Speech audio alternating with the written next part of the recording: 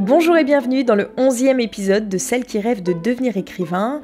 Aujourd'hui, je vous parle de voyage en Inde, de fantaisie, de structure narrative, de personnages, de dramaturgie, d'incidents déclencheurs, d'objectifs de personnages, de tri, de synopsis, de conditions physiques, de biographie, de backstory, de plaisir, de création d'univers, d'imagination et de bien d'autres choses. Bonne écoute à vous! Le mercredi 14 décembre 2022. Ça fait près d'un mois que je n'ai pas écrit dans mes romans. Et là, j'ai décidé de m'y remettre ce matin, sauf que je ne sais pas du tout par quoi commencer. Comme je reviens d'un voyage en Inde, j'ai très envie de me remettre à l'Inde de Suraj, sauf que ce qui me manque à ce roman, je ne pense pas le trouver comme ça. Je pense qu'il faut vraiment que je me fasse aider si je veux arriver au résultat que je souhaite. Mais peut-être que je n'y arriverai jamais, parce que peut-être que c'est juste moi qui a l'impression qu'il manque quelque chose. Si je retravaille l'Inde de Suraj, encore une fois, la seule chose que je risque, c'est de m'épuiser à la tâche. Donc, c'est pas forcément utile.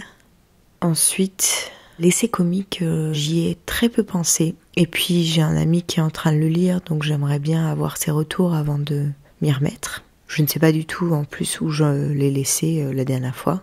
Et puis je pense aussi beaucoup à mes romans de fantasy, notamment celui que j'ai commencé à écrire il y a une vingtaine d'années, et Le village des femmes que j'ai commencé plus récemment, parce que je suis en train de relire la saga de Robin Hobb, l'assassin royal, qui m'avait fait forte impression il y a quelques années quand je l'avais lu, et qui me plaît toujours autant. Alors peut-être un peu moins que quand j'avais une vingtaine d'années, mais c'est quand même... Enfin là, je prends vraiment des notes sur la construction du récit, etc. Parce que moi, c'est ce qui pêche dans mes romans, c'est les constructions de récits. Pourtant, c'est bizarre, j'ai quand même fait du scénario, j'ai beaucoup étudié la dramaturgie, j'ai lu plein de livres sur la question. Et puis, c'est comme si j'avais... tout oublié ou que je n'arrive pas à le mettre en pratique, je sais pas. En tous les cas, dans l'Inde de Suraj, je pense que vraiment c'est ce qui manque, c'est qu'il manque une progression jusqu'au point culminant de l'histoire. C'est un peu trop en dents de scie. Je pense que c'est ça qui pêche un peu, peut-être aussi le travail autour de mon personnage principal, qui est un peu flou en fait.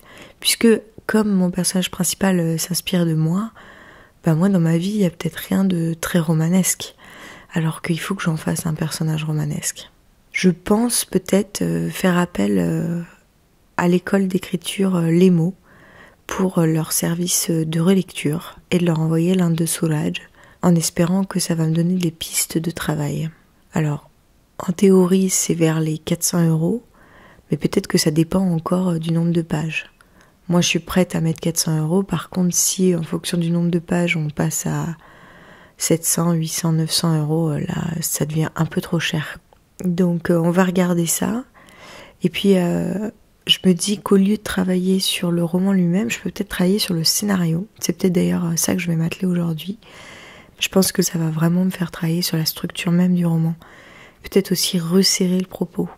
Je pense que je m'étale trop. Il y a beaucoup de scènes où ce ne sont que des scènes de dialogue, où on apprend des informations, mais qui font pas évoluer le récit. Et ça, il faut que je m'en passe. En relisant la dramaturgie d'Yves Lavandier, il analyse la structure narrative de plusieurs films. Et là, je me rends compte, par exemple, que dans Cyrano de Bergerac, il n'y a pas d'incident déclencheur. En fait, il a eu lieu avant le début de la pièce. Et je me dis, moi, c'est un petit peu pareil... que dans l'Inde de Suraj. Depuis le début, je me prends la tête pour savoir quel est l'incident déclencheur de mon roman, et alors qu'en fait, il a eu lieu avant le début du roman. C'est-à-dire que l'objectif d'Olivia, c'est de réaliser un film sur le Gothul. Et je pensais qu'il fallait absolument qu'il y ait un incident déclencheur. Parce que je crois que l'incident déclencheur, c'est ce qui détermine l'objectif du personnage. Et si je tiens autant que ça à l'objectif d'un personnage, c'est que je me suis rendu compte dans les œuvres que je lisais que les romans qui m'intéressaient le plus, c'était ceux où le personnage principal avait un objectif.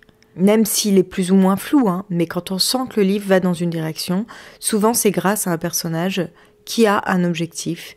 Et tout de suite, ça rend la lecture beaucoup plus intéressante, plus intrigante. Et parfois même, ça va jusqu'au page-turner. J'essaye de travailler sur mon personnage d'Olivia parce que je pense que des deux, c'est celui qui est le moins bien défini. Et je pense que du coup, on a un petit peu du mal à cerner quel est ce personnage. Le souci que j'ai avec elle, c'est que c'est un peu mon double littéraire sans l'être tout à fait. Donc il y a des choses qui appartiennent à la fiction, des choses qui appartiennent à ma propre vie. Et en fait, les deux se mélangent dans un tout pas forcément toujours très cohérent. Et je pense que c'est là où je crée un trouble. Même moi, je sais plus trop qui elle est. Et donc évidemment le lecteur le saura encore moins bien que moi et je pense que c'est ce qui participe à la perturbation de la lecture. Par exemple, quelque chose qu'on m'a beaucoup reproché, c'est qu'Olivia soit passive. Et ce que apparemment j'arrive pas à expliquer dans mon livre, c'est que quand elle arrive en Inde, c'est un pays tout nouveau pour elle, qu'elle ne connaît pas, elle ignore tout des codes et des règles qu'il y a là-bas, et donc elle se place en observatrice, et du coup elle est passive. Elle se laisse guider par les gens qui connaissent ce lieu, par peur de commettre un impair. Et ça, j'ai l'impression qu'on le cerne pas bien en tant que lecteur, on voit juste en elle quelqu'un qui est complètement amorphe, on va dire, enfin peut-être pas à ce point-là, mais qui a un côté tellement passif qu'il en devient agaçant et on comprend pas pourquoi elle est comme ça. Et donc là, je suis en train de lire toujours la dramaturgie d'Yves Lavandier, et il dit que pour déterminer le trait principal de caractère d'un personnage, c'est de le mettre dans des conditions à haute teneur conflictuelle. Et il donne plusieurs exemples qui sont assez parlants. Et je sais pas trop dans quelle situation je pourrais positionner mon personnage pour exprimer cela. Le vendredi 16 décembre 2022. Depuis quelque temps, l'envie de me replonger dans mon roman de fantasy me titille. C'est un roman que j'avais commencé à écrire quand j'avais une vingtaine d'années, il me semble. Je crois que j'avais commencé à l'écrire après la lecture d'Harry Potter. Alors, sans doute que ce sont mes lectures du moment qui me donnent envie de me replonger dans ce récit. Il faut savoir qu'avant Harry Potter, je lisais plus beaucoup, je prenais plus le temps pour ça. Et quand j'ai lu Harry Potter, ça m'a redonné envie de lire, mais que de la fantaisie.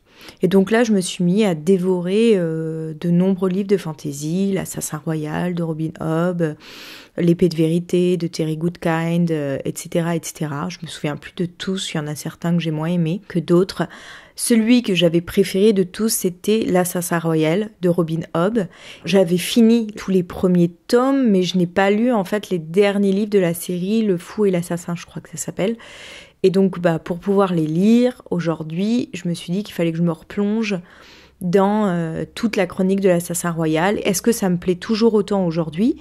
Et puis, qu'est-ce qui m'avait plu ? Et cette fois, je le lis en fait en décryptant la structure narrative, qu'est-ce qui fonctionne pas, les incohérences, et puis tout ce qui va bien. Et en fait, aujourd'hui encore, même si c'est peut-être un peu moins bien que dans mon souvenir, franchement, je trouve ça toujours extraordinaire. Le travail qui a été fait, l'imagination de l'autrice, ouais, je suis quand même très très impressionnée par son travail. C'est bien écrit, c'est pas non plus ce qu'on peut appeler de la grande littérature avec de la recherche sur la langue, mais en fait je me dis qu'il y a tout genre de littérature et qu'en fait moi je suis ouverte à tout.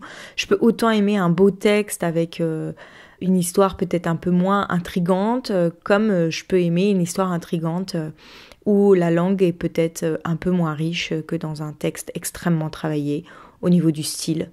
Je pense qu'on peut apprécier tout type de littérature. Et là, du coup, l'idée de me replonger dans mon roman de fantasy me titillait beaucoup. Je suis très influencée par mes lectures et je me rends compte que c'est un petit peu comme ça dans ma vie. C'est-à-dire que dès que je vois quelqu'un qui a un métier intéressant, je me dis « Ah, ça peut être pas mal, je pourrais faire ça ». La seule activité pérenne dans ma vie depuis que je suis toute petite, c'est l'écriture. C'est la seule chose sur laquelle je me suis jamais posé de questions, que j'ai toujours pratiqué avec plus ou moins de conviction. Même quand j'écrivais pas de romans, je faisais toujours du journal, j'avais toujours des idées de romans. C'est quelque chose qui est ancré en moi depuis toujours. Même si je n'arrive pas à vivre de ma plume un jour, je pense que ça fera toujours partie de moi. Et là, j'ai envie de profiter de cette période où j'ai arrêté de travailler pour me consacrer 100% à l'écriture. Sauf que l'Inde de Soulage, ça n'aboutit pas à grand-chose pour le moment. J'ai que des retours négatifs du peu de maisons d'édition auxquelles j'ai envoyé mon texte. Ça me démotive complètement. Je sais plus quoi faire pour l'améliorer. J'ai l'impression d'être arrivée au bout de ce que je pouvais faire toute seule.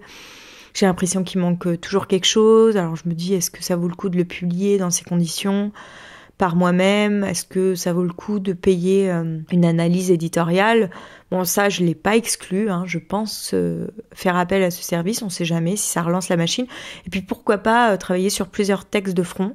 Et donc là, ce matin, je me suis replongée dans la lecture de ce roman de fantasy en lisant le synopsis. Et franchement, tout y est. J'ai trop envie de m'y remettre.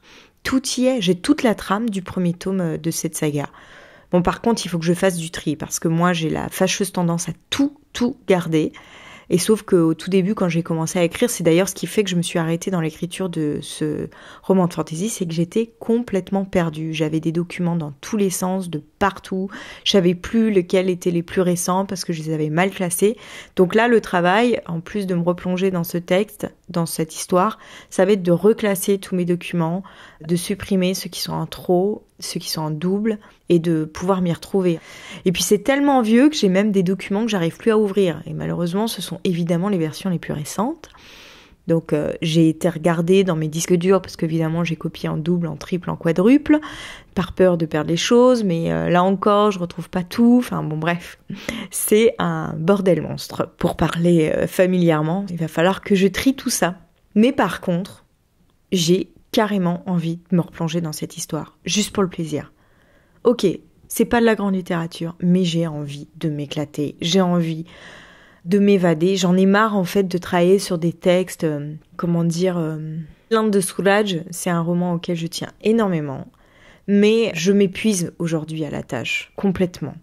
Ça fait trop longtemps que je suis dessus, ça fait trop longtemps que je peaufine, ça fait trop longtemps que je titille ce texte, ça fait trop longtemps que je chipote sur les moindres détails de ce texte, et je trouve que ça n'avance plus en fait. Je tourne en rond toute seule avec moi-même.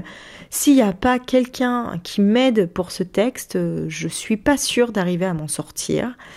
C'est un peu déprimant de savoir qu'on a passé tant de temps à l'écriture d'un roman, plus de 2000 heures de travail quand même, je le rappelle, tant d'énergie, depuis si longtemps, et pour arriver à ce résultat, quoi, qui est quand même assez limité. Alors, peut-être que ça m'a permis de travailler mon écriture et que me replonger dans mon récit de fantaisie, là, ça va filer tout seul. J'aimerais tellement que ça soit ça. Je sais pas si ça va être le cas, mais peut-être que ça a été un gros exercice d'écriture qui m'a permis d'améliorer mon style, d'améliorer mon organisation de travail, de trouver une routine d'écriture. Enfin, je veux dire, quand même, l'écriture de l'Inde de Soulage m'a permis d'avancer à vitesse grand V sur l'écriture, de savoir que j'étais capable d'arriver au bout d'un texte, que je pouvais faire quelque chose de bien aussi, même si l'Inde de Soulage a ses défauts. Et là, j'ai juste envie de m'amuser, de repartir dans l'imaginaire. Et puis, en même temps, en parallèle, je voudrais quand même continuer à travailler sur le scénario de l'Inde de Soulage. Parce que j'ai pas abandonné l'idée aussi de vouloir en faire un film. J'ai envie que cette année soit consacrée à l'élaboration des projets qui me font le plus envie, sans me poser de questions par rapport à mes revenus, par rapport à mon futur.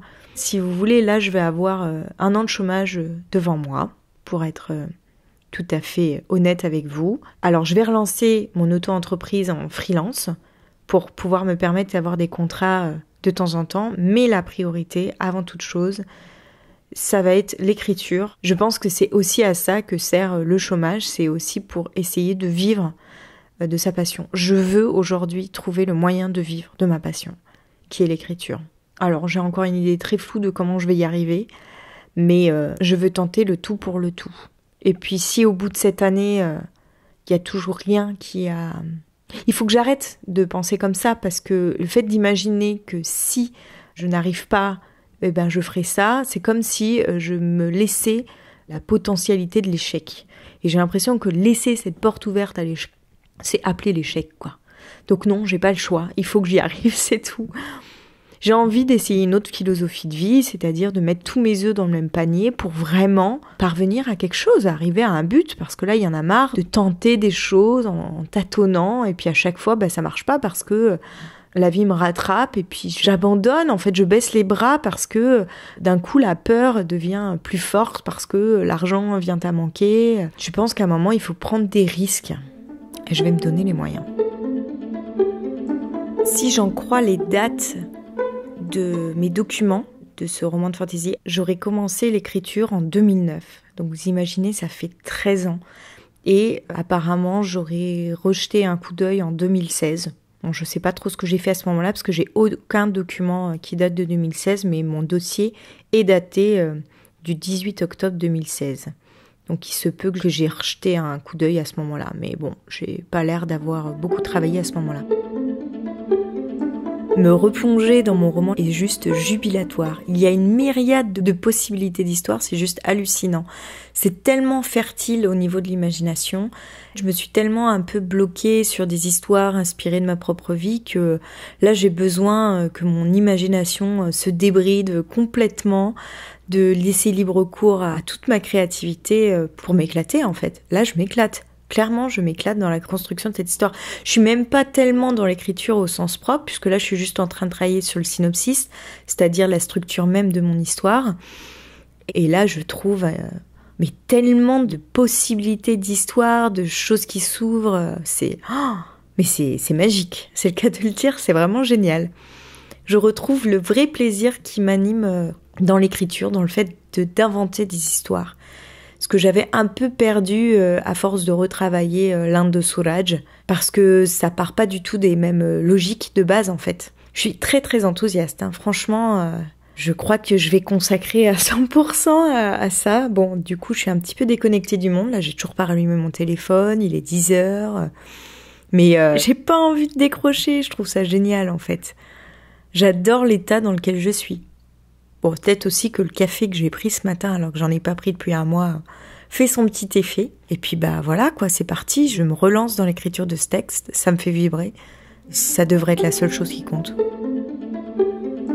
Bon, c'est un véritable bonheur de me replonger dans cette histoire. J'ai pas vu le temps passer, j'ai commencé à 7h moins le quart, là il est plus de 11h. J'aurais pu continuer si j'avais pas d'autres impératifs à côté, notamment celui de faire du sport, parce que quand on reste statique toute la journée à écrire, il y a quand même besoin de se bouger. Et en plus, là, il fait beau, donc il faudrait que j'en profite pour me maintenir en forme, parce que la condition d'écrire nécessite aussi une certaine condition physique, d'autant plus que j'écris dans mon lit et que mon dos en prend un coup. Je me dis que si je me muscle, ça devrait pouvoir le faire. Enfin, je pense que c'est quand même important de parler de conditions physiques quand on écrit, parce que d'être sédentaire comme ça, c'est pas forcément très très bon pour le corps. Et quand le corps va pas bien, l'esprit en pâtit. Bref, je m'arrête là. Je suis super contente de me relancer dans ce projet. Je crois que j'avais arrêté parce que j'y croyais plus trop aussi.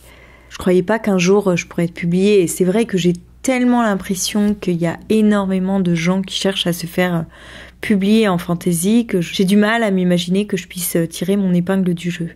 Comme si Harry Potter avait remporté tous les feux des projecteurs et qu'il restait pas grand-chose pour les autres auteurs, alors qu'en fait des livres de fantasy, il y en a une quantité inimaginable. Ça fait longtemps que j'en ai plus lu d'ailleurs, donc il va falloir que je m'y remette un peu. Mais voilà, j'ai aussi envie de me laisser aller, et ce qui est génial, c'est que ces derniers temps, quand j'ai écrit un roman, si j'étais confrontée à une difficulté, j'avais du mal à trouver des solutions pour m'en sortir, parce que c'était souvent très inspiré de ma vie.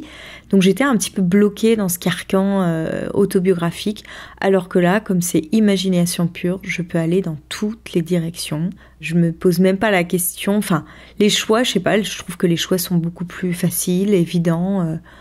J'ai qu'à trancher et puis c'est bon quoi. Et puis si jamais ça va pas, je reviendrai et je changerai. Sans état d'âme, ça c'est vraiment hyper jouissif en fait. Donc j'ai hâte de m'y remettre. J'espère pouvoir m'y consacrer toute la journée. Je vais aller courir là et puis j'y retournerai. Le mercredi 21 décembre 2022. Je m'excuse si vous entendez du bruit autour de moi, il y a des travaux. Je ne sais pas pourquoi, j'ai l'impression que où que j'aille, les travaux me poursuivent, ou alors dès qu'on habite quelque part en ville, que ce soit une petite ou une grande ville, il y a toujours des travaux autour de soi, ou alors c'est moi qui ai du mal à supporter le bruit. Enfin, c'était pas du tout pour ça que je voulais prendre le micro aujourd'hui, c'est parce que je continue mon travail autour de mon roman de fantasy, et je suis à fond. Dernièrement, j'entendais un auteur qui disait en fait, écrire un roman, c'est comme jouer au Playmobil quand vous inventez des histoires avec vos petits personnages. Et c'est exactement la sensation dans laquelle je me trouve en ce moment. Là, je suis en train de travailler sur la biographie de mes personnages, parce que je me suis rendu compte que ce qui marchait bien aussi dans un roman, c'est quand la backstory des personnages était très importante. C'est-à-dire qu'on sent que les personnages s'inscrivent dans une histoire, c'est-à-dire qu'on les prend pas complètement vierges quand on les rencontre dans un livre, qu'ils ont déjà une histoire qui est passée. Et souvent, quand l'histoire passée interagit avec l'histoire présente, ça crée un effet de profondeur qui est très très intéressant du point de vue de l'intrigue. Et donc, j'avais déjà commencé à travailler sur la biographie de mes personnages quand je travaillais sur ce texte il y a bien longtemps. Et là, je la reprends aujourd'hui en essayant de chasser les incohérences, détaillant les passages plus synthétiques pour savoir vraiment ce qui s'est passé. Quand je dis les années passent, oui, mais qu'est-ce qui se passe pendant ces années ? Il arrive forcément des choses, même si c'est plus plat qu'à d'autres moments dans la vie. Et c'est un travail que je trouve passionnant. Et là, il se trouve que du coup, je construis mon histoire avant de l'écrire. Mais en fait, j'ai d'abord commencé à l'écrire pour en tirer tout ça. Les choses, elles sont venues un peu au fur et à mesure. C'est-à-dire que pour cette histoire, je suis partie sur une idée de base, une première idée de scène, qui était le point de départ de mon histoire. Et à partir de là, j'ai tiré tout un fil en me laissant complètement guider par mon instinct, sans rien avoir préparé. Et après coup, j'ai commencé à construire mon monde, construire mes personnages, etc. Bon, c'est ce qui fait qu'à un moment, je me suis arrêtée parce que je me suis un peu perdue. Mais parce que je pense que j'avais pas du tout d'expérience et que j'y suis allée un peu à l'arrache, sans vraiment savoir comment m'organiser, sans avoir une vraie routine d'écriture, etc. Aujourd'hui, je me sens un peu plus d'attaque pour ce genre de travail. Et puis là, je me pose plus la question, est-ce que c'est de la grande littérature ou pas ? Est-ce que ça va plaire ou pas ? J'ai envie de me faire plaisir et basta. Après, ça veut pas dire que je vais pas essayer de faire quelque chose qui soit cohérent pour un lecteur, bien sûr. Mais là, le principe de base, c'est moi retrouver le plaisir d'écrire. Pourquoi j'avais envie d'écrire des histoires à la base ? Et là, je suis en plein dedans. Je suis redevenue une petite fille qui me raconte des histoires en jouant au Playmobil. C'est super puissant comme sentiment, j'adore. C'est aussi ce plaisir-là que j'avais envie de trouver dans l'écriture. C'est pas juste travailler ma langue, travailler mon style, travailler la psychologie de mes personnages, tout ça. J'ai envie de vivre dans un autre monde par procuration aussi, quoi. C'est aussi ça, l'écriture et la lecture. Là, en ce moment, je lis toujours L'Assassin Royal de Robin Hobb. Et ouais, j'adore m'évader dans cet autre monde, quoi. Alors oui, c'est peut-être une lecture infantile, on peut en penser ce qu'on veut, et puis après tout, que m'importe. Si j'y trouve mon compte, quel est le problème ? Je pense que j'ai un espèce de complexe par rapport à ça. C'est peut-être lié à mon éducation. Et puis même, de manière générale, la société française méprise la littérature de l'imaginaire et que moi, j'ai été très très influencée par ce mépris-là, alors que personnellement, j'aime beaucoup cette littérature, quoi. Et puis, je vois pas où est le problème, en fait. Oui, c'est sûr que comme on passe beaucoup plus de temps à construire un univers, un monde, on va peut-être passer moins de temps sur le côté littéraire de la chose, en travaillant sa langue, son style. Mais est-ce que ça peut pas être un choix aussi légitime qu'un autre ? Pourquoi pas ? C'est une littérature qui existe, qui plaît à une certaine partie de la population. Pourquoi il devrait y avoir une hiérarchie entre les différentes littératures ? Bon, bref, de toute façon, c'est un débat sans fin, hein.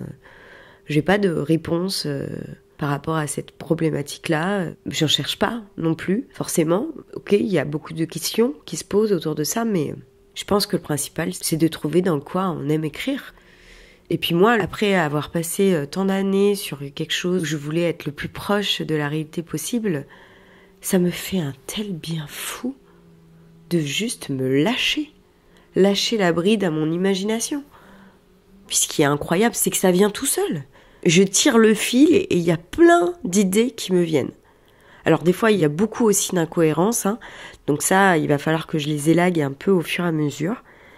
Mais je pense qu'en fait, je me relancerai dans l'écriture du texte qu'une fois que j'aurai une idée très précise de la biographie de mes personnages et une idée très précise aussi de la structure de mon monde. Et après, une fois que ça c'est clair, quitte à avoir aussi une idée très précise de la trame, et puis après, une fois que je me lance dans l'histoire, me laisser complètement libre. Mais une fois que moi, j'ai une idée très précise de mon monde avec ses règles, ses codes, peut-être ce sera plus facile d'inscrire mon histoire dedans. Parce que c'est-à-dire que voilà, l'histoire, elle pourra se faire qu'en fonction de ces codes-là. Je pourrais pas m'écarter de la piste que je me suis tracée. Je suis assez contente en fait là de l'univers que je crée parce que c'est d'une complexité qui me surprend moi-même. Je ne pensais pas forcément en être capable. Et je suis plutôt fière de moi de voir que j'ai encore une imagination débridée. On va voir ce que ça donne. En fait, j'ai l'impression que l'Inde de Solage m'a permis de travailler mon écriture et de l'approfondir, de travailler mon style, et qu'il me sera plus facile maintenant d'écrire et puis d'organiser aussi mon travail. Ce qui fait que cette expérience me permettra de travailler beaucoup plus facilement mon texte une fois que je me lancerai dans l'écriture à proprement parler. Bon, le texte est déjà écrit en tous les cas pour le premier tome. C'est juste que tout est à retravailler puisqu'il s'agit d'un premier jet très ancien, truffé d'incohérences que j'ai jamais retravaillé depuis. Et puis ça fait, je l'ai écrit il y a une 20aine d'années, donc évidemment que j'ai progressé depuis, enfin en tous les cas je l'espère. Mais j'ai déjà une bonne base de travail. Et moi, j'avoue, j'aime travailler avec une base de travail. Ça me rassure, j'ai l'impression que je me perdrai moins, je sais où je vais. J'aime retravailler quelque chose qui a déjà été écrit. Même s'il y a un côté très jouissif dans l'écriture du premier jet, c'est aussi assez rassurant d'avoir une base de travail sur laquelle se reposer. Le jeudi 22 décembre 2022. Bon, je suis désolée encore une fois si vous entendez du bruit autour de moi, c'est toujours ces fameux travaux. Et sinon, je continue à travailler sur mon roman de fantasy. Je travaille là sur la backstory de mes personnages. C'est-à-dire que j'écris la biographie de tous mes personnages avant que l'histoire commence. C'est un exercice passionnant à faire parce que déjà je trouve plein de choses, plein d'idées. Et cet exercice me permet aussi de construire tout mon univers et de travailler mes personnages. C'est bien plus intéressant que de faire une fiche personnage en quelque sorte. Mais peut-être que c'est ça, faire une fiche personnage. Parce que finalement, j'en ai jamais vraiment fait. Et donc le fait de raconter leur biographie permet de les connaître un peu mieux, de les appréhender mieux, de savoir qui ils sont, pourquoi ils sont comme ça, par rapport à ce qu'ils ont vécu, etc. Donc c'est un exercice très intéressant. Ça me donne presque envie d'écrire un livre qui se passerait avant celui que je vais écrire. Mais en même temps, si jamais je faisais ça, il faudrait encore que je travaille la backstory de mes personnages. Donc en fait, c'est un exercice infini si je me mettais à écrire le livre d'avant. Mais c'est clair que les résumés que je fais de mes personnages mériteraient tout autant une histoire que celle que je vais écrire. Mais c'est bien parce que aussi ça ouvre plein de portes pour la future histoire. Moi, j'ai envie en fait de poser les bases de mon univers, qu'il n'y ait plus aucune incohérence dans ma tête, que tout soit très clair, que j'ai une maîtrise parfaite, ou presque, de mon univers, de mon monde, de mes personnages et de leur histoire, et qu'après, sans forcément faire de plan, je me lance dans... Bon, de toute façon, l'histoire, elle est déjà à peu près écrite, puisque j'ai déjà une base de travail, mais bon, il y a des choses qui me plaisent moins, donc il va falloir que je revoie ça. Et après, de me laisser aller à l'écriture, de me laisser porter par mon imagination dans le cadre de cet univers que j'aurais préalablement créé. C'est tout pour aujourd'hui, on se retrouve dès la semaine prochaine, même jour, même lieu, même heure, vendredi à 18h sur votre plateforme de podcast préférée. Si vous avez aimé cet épisode, n'hésitez pas à le partager autour de vous et à laisser des commentaires et des étoiles sur les plateformes qui le permettent. Vous pouvez également me le dire et m'envoyer un message via Instagram @AureliaHorner. Et si vous avez des problématiques d'écriture à me soumettre, des conseils à partager ou que vous avez tout simplement envie de discuter avec moi, je serai ravie d'échanger avec vous. Un grand merci pour votre écoute et à la semaine prochaine.